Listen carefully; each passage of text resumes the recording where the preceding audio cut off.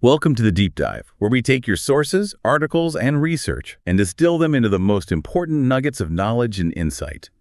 Think of it as a shortcut to being truly well-informed, with surprising facts and just enough humor to keep you hooked. Today, we're taking a fascinating journey through a collection of deep dives from the creator James Yanani. His work masterfully uncovers the hidden mechanics behind some of the most captivating and sometimes unsettling phenomena in our modern world. We're talking everything from the allure of digital currencies to the psychology of mass movements and, the economics of everyday life. Right. And our mission today is to unpack these various explorations. We want to identify the recurring patterns, the universal truths, maybe, and the surprising insights that connect topics that seem, totally separate at first glance. We're covering why people fall for investment fads, how personal brands get built, even what universities are really selling you. Get ready for some serious aha moments because we're diving into the underlying forces that shape our decisions and the world around us. We'll delve into these intricate themes. Human psychology, the often mysterious workings of financial systems, the undeniable power of narrative in shaping our realities, and those frequently blurred lines between genuine opportunity and, subtle manipulation. Our ultimate goal here is to equip you with the critical thinking tools you need to confidently navigate a world that's increasingly filled with grand promises and, frankly, overwhelmingly complex information. Okay, let's unpack this and start making sense of it all. The allure of unconventional paths, promises and pitfalls. It seems like everywhere we look, doesn't it? We're presented with new ways to get rich or dramatically improve our lives. These opportunities often promise shortcuts, right, to financial freedom or personal transformation. But what's truly going on behind these alluring opportunities? Are they genuine pathways to success or something else entirely? Well, what becomes immediately clear, I think, is how consistently the narratives around these opportunities, whether they're financial or personal, they tap into this deep-seated universal human desire, the desire for betterment, for progress, and often an escape from perceived limitations or frustrations. It's a really powerful current running through many of these phenomena. The Wild West of digital wealth, Bitcoin, altcoins, and the ICO mania. Okay, let's start with the digital gold rush that has absolutely captivated the world. Bitcoin. It went from this obscure idea to a trillion-dollar network in just, 12 years, sparking a global conversation about the very nature of money and currency.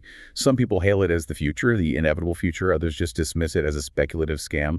What really ignited this whole thing? Well, if we connect this to the bigger picture, Bitcoin's origins are deeply, deeply intertwined with the traumatic events of the 2008 global financial crisis. That's crucial. The catastrophic collapse of major financial institutions, Lehman Brothers, it utterly shattered public trust in central authorities and traditional banking systems. Just gone.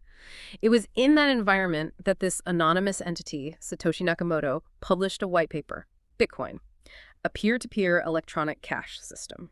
The paper explicitly proposed a solution to this crisis of trust, a purely virtual, decentralized digital currency designed to allow payments directly from one party to another without going through a financial institution.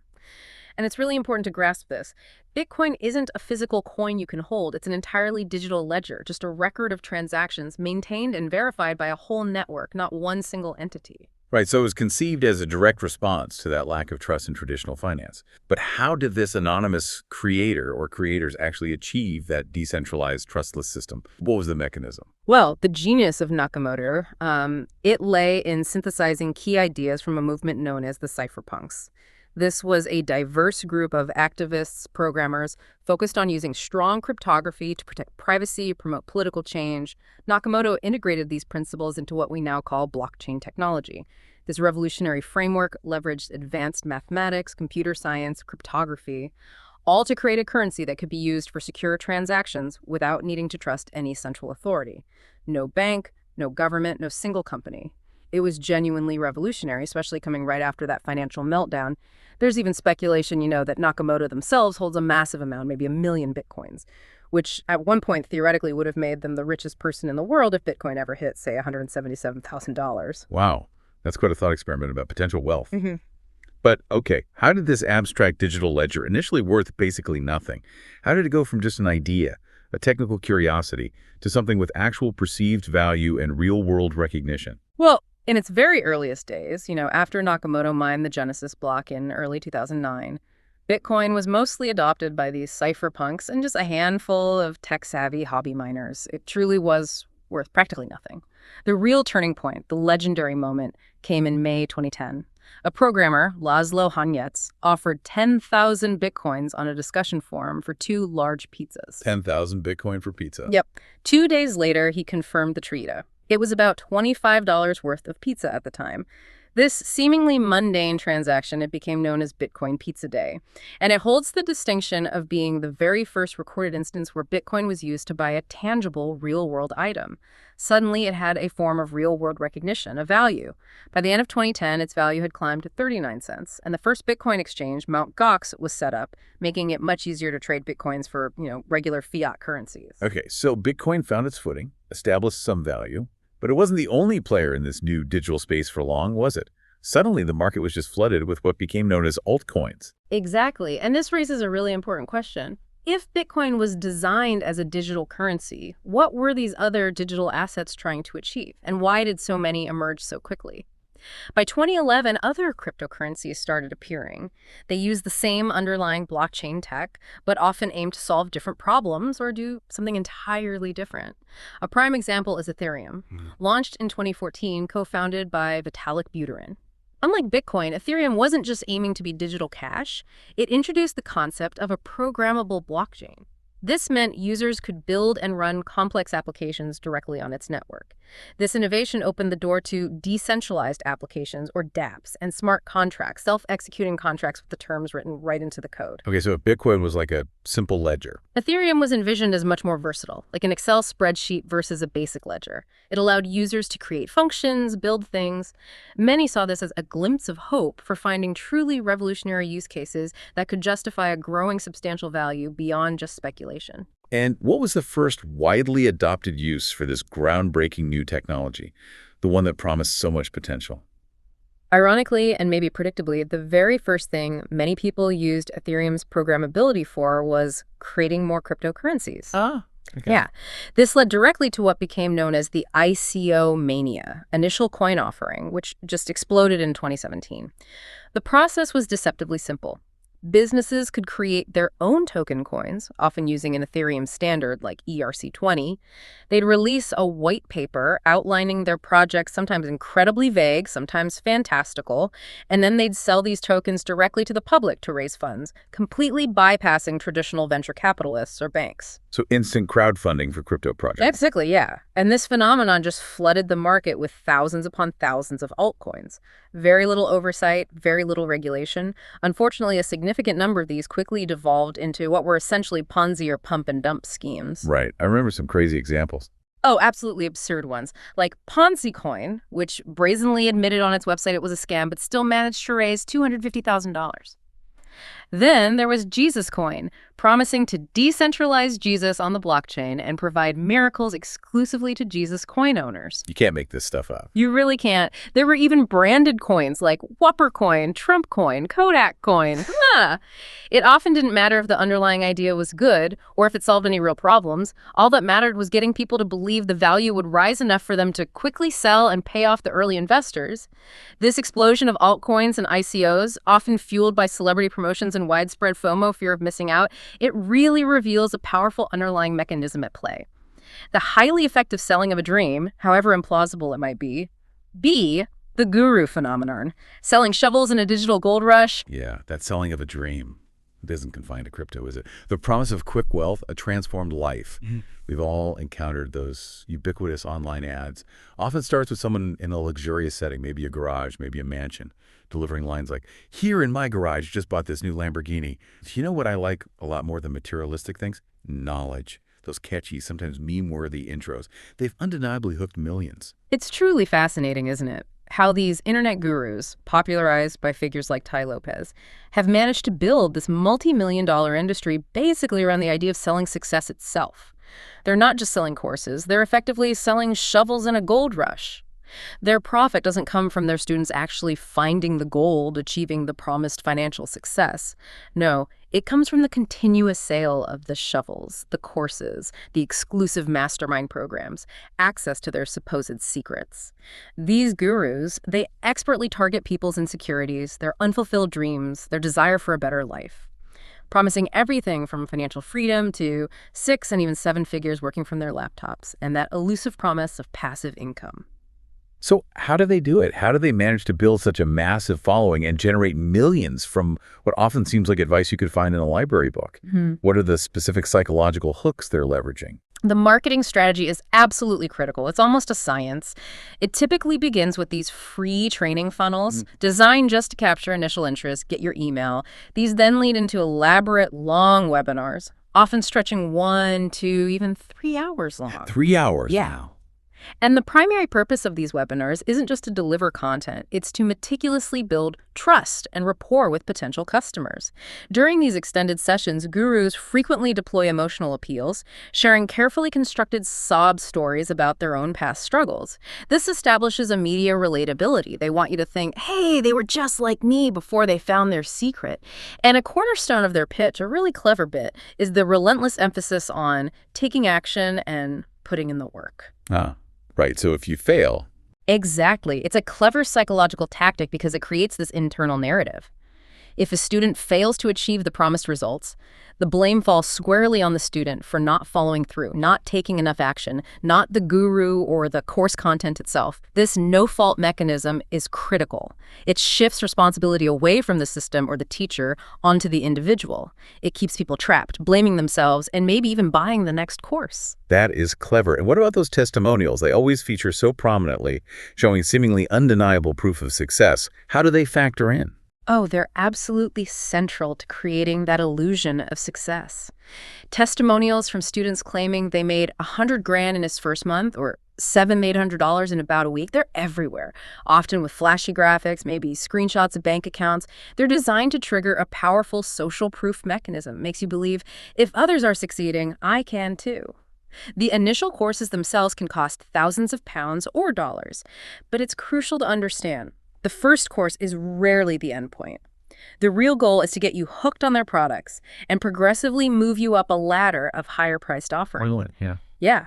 This can range from mastermind programs costing, say, $200 or $300 a month for ongoing access and community, to even more expensive live events and better courses that can set you back $5,000, maybe even more. It's an entire ecosystem designed to keep people buying. So it's not just a one-off course. It's this whole ecosystem designed to keep people hooked, almost like a subscription to self-improvement. That sounds incredibly sophisticated. Absolutely. Think of it like this. They've perfected a model that thrives on what we might call action faking. Action faking. Yeah. You feel productive because you're buying books, attending seminars, clicking through next modules, You get that little dopamine hit of perceived progress, but are you actually applying that knowledge? Are you seeing tangible results in your life, or are you just perpetually preparing to prepare? That continuous loop of consumption over application, where the dopamine surge from finishing a book or attending a seminar keeps you hooked on buying the next thing, rather than truly applying what you've already learned. That's the real genius of this system, in a way. It creates this powerful illusion of progress without necessarily delivering substantive transformation.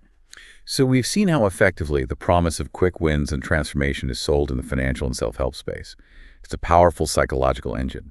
What's even more revealing, maybe unsettling, is how these same calculated marketing strategies extend into realms we might consider sacred or deeply personal, like spirituality. See spirituality as a business, law of attraction, and megachurches. Indeed. The patterns are strikingly similar when we look at movements within New Age spirituality and New Thought, particularly the widely popular law of attraction, or LOA. These movements take seemingly positive, universally accepted self-improvement tools like positive thinking, visualization, meditation, things we all agree are generally good. But then they infuse them with a spiritual element and a scientifically unsupported claim that your thoughts and feelings vibrate on a frequency. Okay, and this vibration is supposed to act like a magnet, right? Attracting specific outcomes, even health and wealth, purely through thought. Precisely. The core claim of LOA is that this vibration attracts vibrations of a similar frequency, which then manifest desired outcomes into your reality, even to the astonishing point of curing diseases or attracting specific amounts of money just by thinking and feeling correctly. However, critics are quick to point out the blatant pseudoscience involved and instances of subtle deceit. A famous example is the misattribution of a quote to Albert Einstein. You've probably seen it.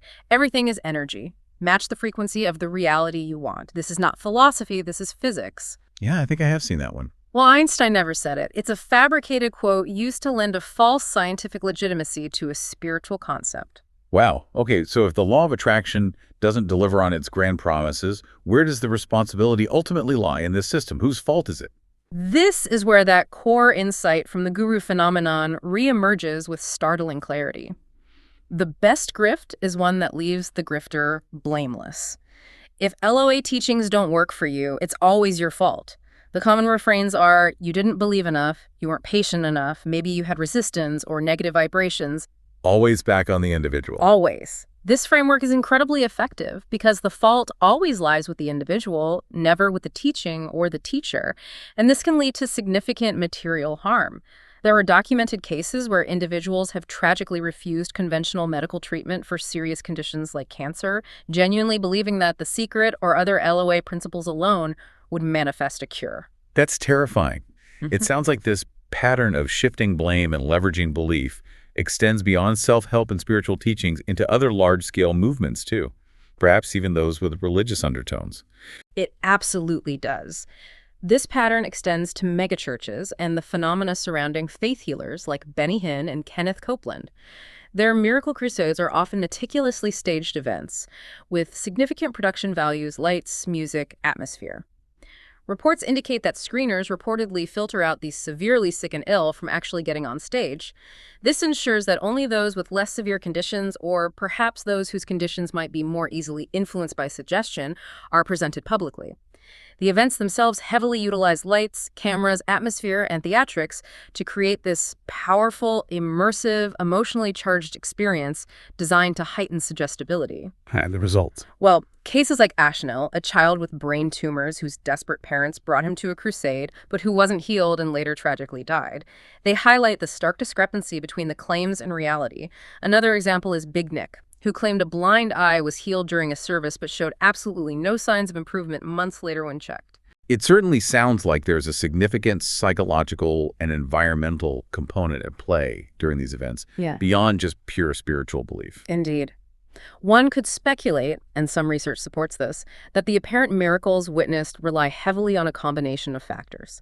Things like the power of suggestion and misdirection, the potent influence of crowd dynamics, putting individuals in a hypnotic or suggestible and open state where critical thinking is lowered, and powerful social conformity pressures, wanting to fit in, wanting to believe.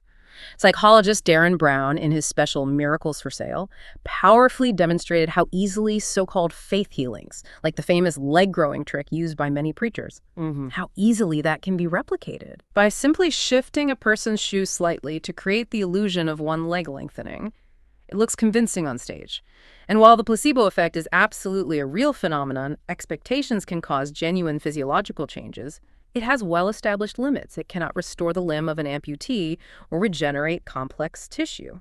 Yet those who aren't healed often blame themselves, thinking they didn't have enough faith, which, again, perpetuates the cycle of self-blame and further reliance on the system, just like the guru model. The implications are really profound, aren't they?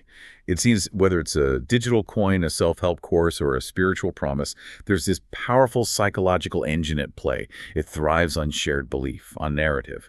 And this scales up even further, doesn't it? As we're about to explore with the mechanics of mass influence, too. The mechanics of mass influence. Cults, hype, and narrative. So we've looked at how individuals can be drawn in by these compelling promises. But what happens when collective belief, fueled by strong narratives and social dynamics, grows into powerful, sometimes dangerous mass movements? Right. And this raises a really important question. How do groups become so completely engrossed in a shared reality, often to the point of outright delusion, especially when they're faced with conflicting evidence that flatly contradicts their core beliefs? It's a testament to the power of narrative and social reinforcement. Investment cults. GameStop, Bed Bath & Beyond, and the apes. Let's talk GameStop. Remember the mania in 2021? It captured global attention, hailed as this David versus Goliath story. Ordinary citizens supposedly shaking the foundations of Wall Street. But many people thought the story ended there, right? With the stock's initial surge and then the subsequent dip, but it absolutely didn't end there. No, not at all. What's truly fascinating here is how the GameStop community, the ones who often called themselves apes, persisted for years beyond that initial hype cycle. They remained deeply, unshakably convinced that a mother of all short squeezes, the MOAS, was still imminent. They believed this massive event would not only make them incredibly wealthy, but also, in their eyes, topple America's economy and expose what they saw as systemic corruption. What fueled that conviction for so long? Their belief was fueled by elaborate, often incredibly convoluted theories, like widespread naked shorting by hedge funds, this illegal practice where shares are sold without being borrowed first, creating phantom shares. They saw figures like Ryan Cohen, the CEO of GameStop, as a kind of messiah figure, secretly communicating with them through cryptic tweets and actions. And despite clear, verifiable evidence contradicting their narrative, for instance, the 2021 shareholder vote confirmed the number of votes cast did not exceed the total outstanding shares, which disproved a key part of the massive naked shorting theory. They just ignored it. They would consistently reformat the narrative. They'd rationalize away any contradictory information, find new interpretations, create ever more elaborate conspiracies, anything to maintain their core thesis that the squeeze was definitely coming. It's a classic example of cognitive dissonance in action, rejecting reality to preserve a core belief. Okay, so if GameStop was the start, kind of ground zero for this phenomenon, what came next? Yeah. Did this cult of the stock spread? Oh, it did. The cult of the dead stock, as strikingly demonstrated with Bed Bath & Beyond, BBBY, showed an even more profound, arguably more dangerous, abject denial of reality. Even after Ryan Cohen abruptly sold his entire 9.8% stake in BBBY, causing a catastrophic 40% drop in the stock price and ultimately leading to the company's bankruptcy. You'd think that would be the end. You would, but the community refused to accept defeat. Instead, they created even more elaborate theories that Cohen was still involved, working behind the scenes on a bigger plan, maybe a secret merger or acquisition. Online hubs, like this thing called the PP Show, became central for this congregation. They served as echo chambers where members would reinforce their increasingly detached beliefs, rationalize away any negative news, find validation from fellow true believers. It sounds like it went way beyond just a risky investment strategy. It transformed into something like a shared social identity, maybe even a sense of mission. It absolutely did. The investment became deeply intertwined with personal identity and this sense of collective purpose. Members, like someone known online as Egg Loser Boy, openly discussed on public forums how they had invested their life savings. Some even went to the extreme of selling their cars to buy more shares of a bankrupt company. Wow. This wasn't merely about financial gain anymore. It was infused with this powerful savior complex. They genuinely believed that by holding these worthless shares, they would somehow change the world for better and bring down the people who had rigged the game against ordinary investors, particularly the hedge funds they blamed for financial inequality. It became a moral crusade as much as an investment. That's a powerful motivation and, frankly, a disturbing level of denial. But it makes me wonder, is there any legitimate basis, maybe a kernel of truth, that these communities latch onto before they spiral into such extreme views? Or is it purely mass delusion that can affect anyone? Well, the sources are pretty clear that while there might be initial legitimate grievances or market observations that spark these movements, genuine concerns about short-selling practices, for example, the subsequent behaviors are often driven by psychological vulnerabilities that can affect absolutely anyone. One could speculate that this type of group dynamic where people become susceptible to delusion regardless of their background, educational level, intelligence level, allows for significant financial harm. It's not really about intelligence. It's about the human propensity for confirmation bias, for groupthink, the powerful desire to belong to something, to believe in something bigger. The sources indicate that even highly intelligent and sophisticated individuals can be swayed by a compelling narrative and the illusion of having inside knowledge. I mean, just consider the $30 billion FTX fraud orchestrated by Sam Bankman-Fried.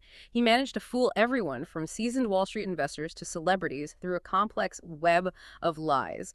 His story highlights how a seemingly brilliant individual, combined with promises of world-changing impact and a narrative of ethical innovation, can lead people right across the spectrum to ignore critical red flags and suffer immense financial losses. The very people who might scoff at a Jesus coin ICO might fall for a much more sophisticated yet equally fraudulent scheme if it's packaged correctly and backed by apparent social proof. Right. So how do these communities gain traction and keep people invested, locked in, even when the signs are so grim? It often seems to come down to who's influencing whom and how widely that influence is spread. B, the blurry lines of celebrity influence and social proof. Exactly. And if we connect this to the bigger picture, the widespread rise of celebrity promotions and endorsements is a recurring and incredibly effective theme in shaping collective belief. It's particularly prevalent in the volatile and often unregulated crypto and NFT space. Okay, NFTs, non-fungible tokens. What exactly were these things that celebrities were suddenly buying into for huge sums, and why were they seen as such a hot commodity? Yeah, NFTs gained massive mainstream attention, but their underlying nature was often seriously misunderstood. At their core, an NFT was typically just a link, an HTTPS or IPS link containing the stored NFT image. Essentially, it was a digital receipt of ownership for a piece of digital content, like a digital artwork or a collectible image. The actual image itself wasn't usually on the blockchain, only the link pointing to it was. So a very expensive link. Often, yes.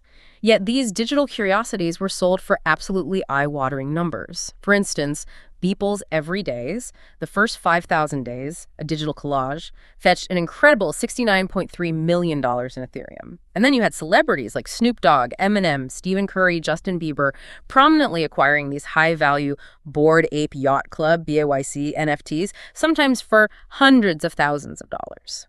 This drove their perceived value sky high and further fueled the speculative hype among their millions of followers. And were these celebrity endorsements as organic and enthusiastic as they appeared to their vast audiences? Or was something else going on? Well, the sources reveal that what appeared to be organic celebrity endorsements often had a hidden hand behind them. A company called MoonPay, whose stated aim was to increase cryptocurrency adoption by making it easier to buy and sell digital assets. They were conspicuously and consistently thanked by these very celebrities for help with purchasing their NFTs. Right. It created this veneer of authenticity, like that celebs were just getting some technical assistance. However, an investigation into MoonPay's CEO, Ivan Soto Wright, found he wasn't just helping. He was an active participant in the NFT market himself, well connected to the celebrities, and, more critically, was discovered to have purchased NFT projects right before celebrities end up purchasing them. That sounds suspicious. It raises serious questions, doesn't it, about potential market manipulation, about whether celebrities were covertly compensated to promote these assets without disclosing it to their massive audiences, which is often legally required. A prime example highlighted in the sources is Justin Bieber's $1.3 million BYC purchase. It was reportedly funded not by Bieber himself, but by his business partner. And this same business partner also happened to own another NFT collection that Bieber was actively promoting without any disclaimer of their connected financial interests. This highlights a potentially systematic use of fabricated information to generate the impression of broad social proof, making these assets appear far more desirable and legitimately valuable than they might have been otherwise. Wow. This manipulation of social proof isn't just about big investments and celebrity endorsements then. It can impact everyday people in unexpected and often financially devastating ways on platforms they use daily, right? Absolutely. What's truly fascinating and deeply concerning is how pervasive this tactic of fabricated social proof actually is. Even on platforms like YouTube, which many consider a reliable source of information, scammers routinely impersonate legitimate content creators. They use sophisticated bots to upvote generic comments, making them appear popular, and then create these fake reply chains, often mimicking genuine conversations between real users, all designed to promote untraceable Bitcoin investments or other dubious financial schemes. Why do they target YouTube comments specifically? And what makes these tactics so effective, even for people who might consider themselves pretty savvy? Well, they often target financial-related content specifically because they know that most people don't know how to invest their money in stocks or cryptocurrencies. It's an unfamiliar environment for many, making them more vulnerable to perceived expert advice or what looks like community consensus. By impersonating trusted creators, they leverage any trust that people might have for that individual. It tricks your brain into thinking that many of these people are in support of the scheme and that the conversations promoting them are real. This misleading and fabricated social proof makes the testimonials and supposed success stories incredibly convincing, especially for those who might be in a desperate situation financially and are actively looking for a quick solution. They might even use stolen testimonial videos or images cut out of context to enhance the deception, adding another layer of manufactured credibility. So even with detection software and increasing awareness, it sounds like it's just a constant battle against these sophisticated influence tactics. It really is. While software exists, like something called Social Clean, that can help remove many of these scammer comments, the ultimate defense lies not just in technology, it lies in understanding why we fall for them in the first place. The challenging truth, as the source material suggests, is that everyone of any background, any educational level, intelligence level, you are susceptible to this. It's not about being unintelligent, it's about the universal psychological vulnerabilities like trust, hope, desperation, FOMO that can be exploited by these sophisticated influence tactics. Therefore, cultivating personal discernment and critical thinking becomes absolutely paramount. So what does this all mean for you as you navigate this vast, often overwhelming sea of information out there? 3, navigating the modern landscape, education, investment, and identity. Right. In a world where hype, scams, hidden influences seem more prevalent than ever, how do we make truly informed decisions about critical aspects of our lives, things like our education, our finances, even how we shape our digital identity? It's a crucial question. How do we apply critical thinking to these personal and financial choices? Choices that are often deeply personal, emotionally charged, when the narratives surrounding them are so often compelling and specifically designed to sway us. A, reevaluating education. The university is a business. Okay, let's start with education. For generations, we've been sold this clear, seemingly foolproof script, haven't we? Go to school, get good grades, go to university, get your job.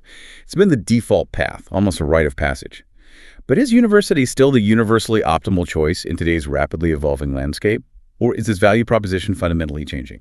What's truly fascinating here, and often unnoticed, is the fundamental shift in how universities operate.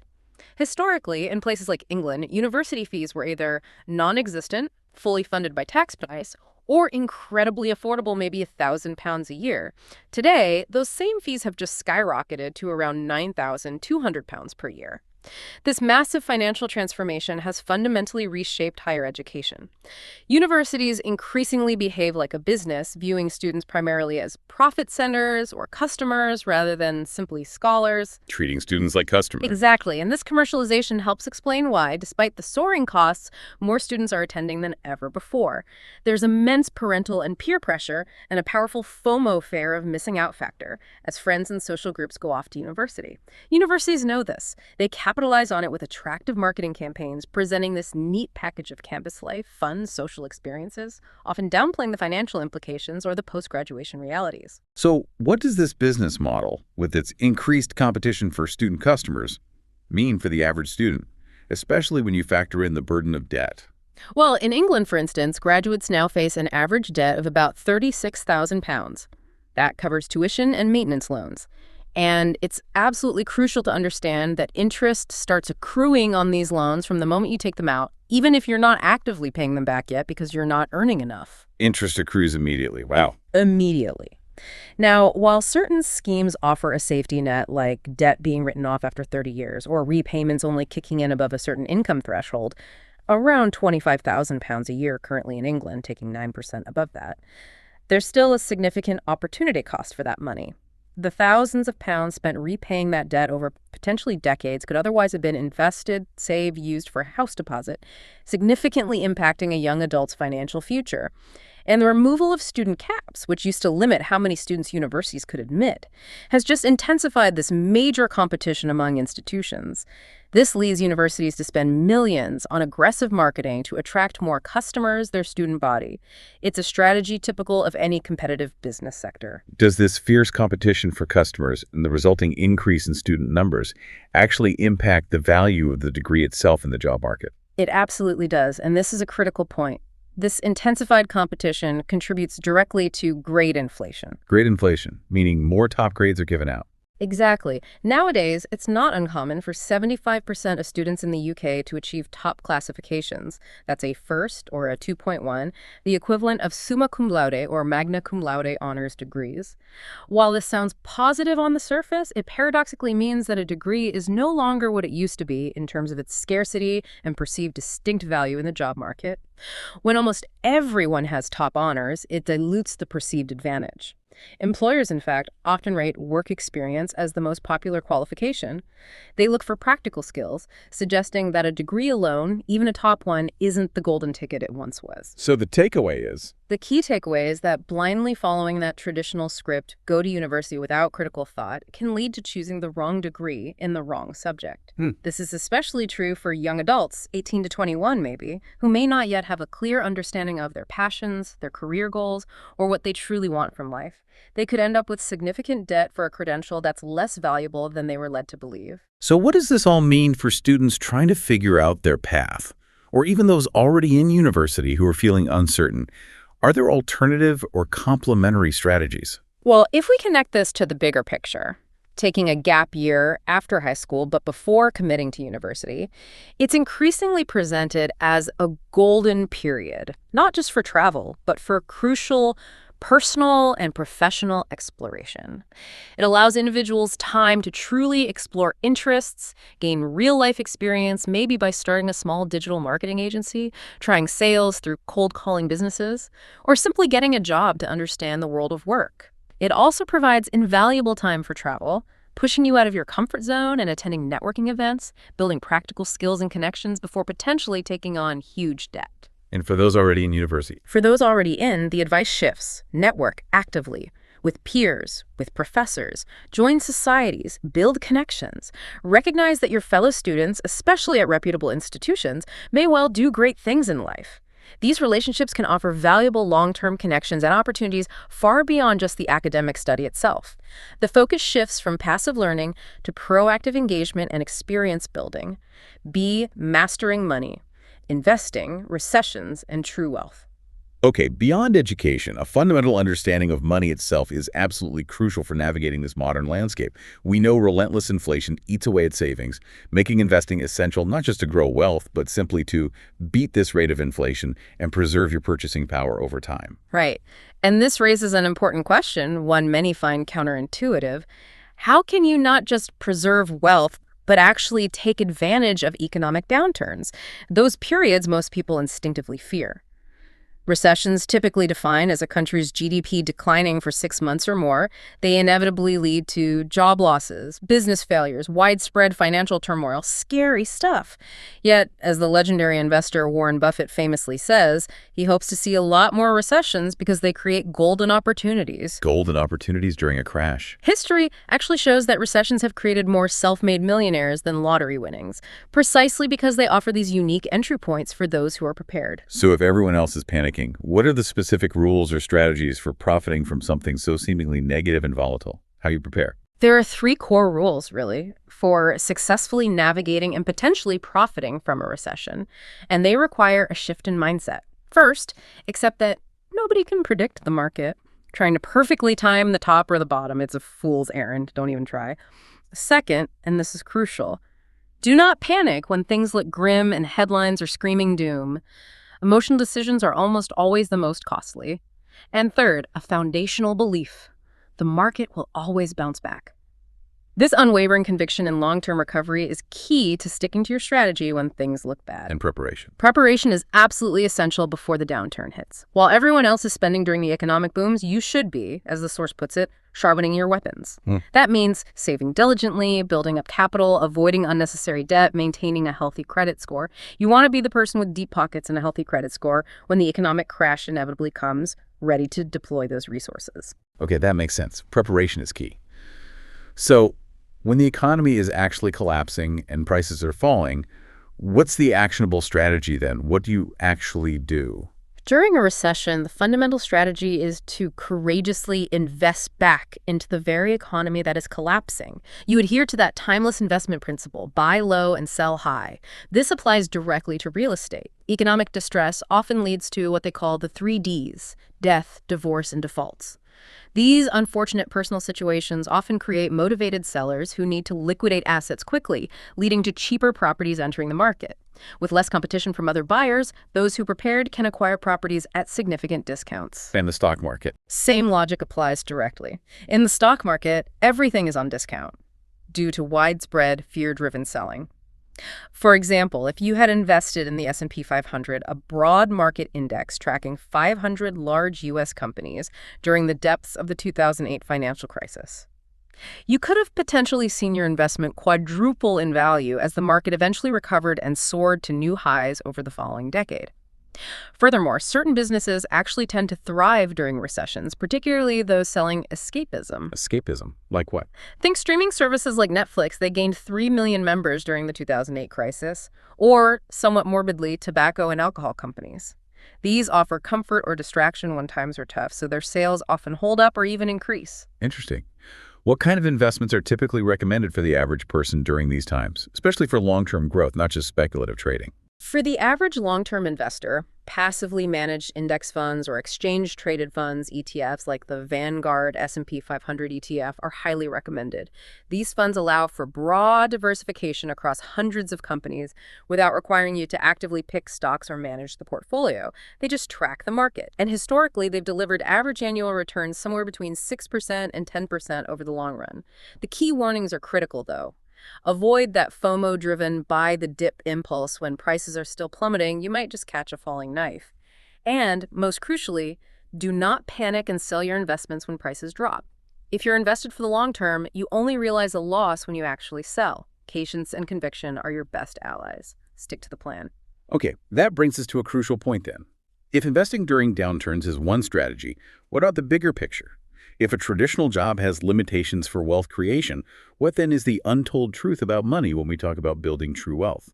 The kind that creates lasting financial freedom. Right.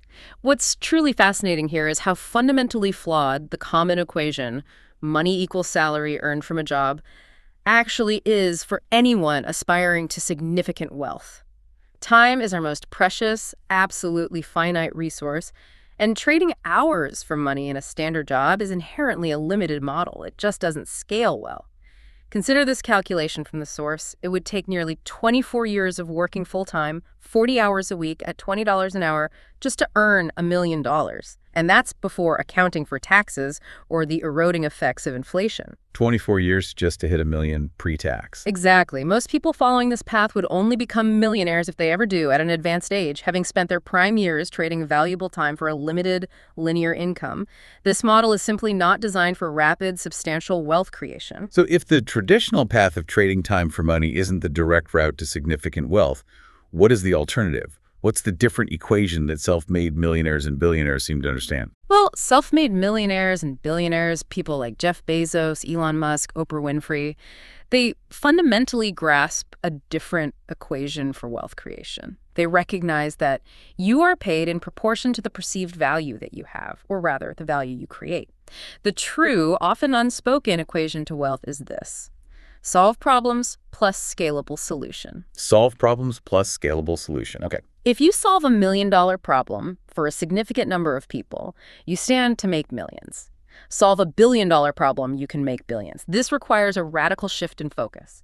Move away from chasing money directly and instead diligently listen to the market. Look for widespread frustrations, inconveniences, deeply unmet needs. What are people complaining about? What's inefficient? Can you give us a concrete example of this problem-solving approach that led to massive wealth creation? Amazon is a classic example. Jeff Bezos didn't start by chasing profit margins directly. He solved a series of frustrating problems for consumers: the hassle of traditional shopping, long delivery waits, often high prices, limited selection. A scalable solution is the second critical component. This means the solution can affect a magnitude of people, tens of thousands, millions, even billions. And crucially, it doesn't solely rely on your direct personal time input. Right, separating time from income. Exactly. Think of the difference between teaching a yoga class by the hour versus creating an online yoga course that can be accessed by thousands, 247, without your direct involvement in each session. Similarly, software, once it's built, can be replicated and scaled infinitely to millions of users at virtually no additional cost per user, unlike physical products which have production costs. Automation and outsourcing are also critical elements here, allowing you to remove your personal time from the day-to-day operations and the money-generating equation. And what's the ultimate culmination? The often envisioned grand finale of this kind of wealth building through problem solving and scalability. The ultimate goal, and often the biggest payday, is frequently an acquisition. This is where a larger entity buys the business you've painstakingly built. They recognize the value of the problem you've solved and the scalable solution you've created. Think of Instagram. At the time Facebook acquired it, Instagram had only 13 employees, but was bought for $1 billion. Why? Because it had solved a massive problem: easy mobile photo sharing for millions of users in a highly scalable way.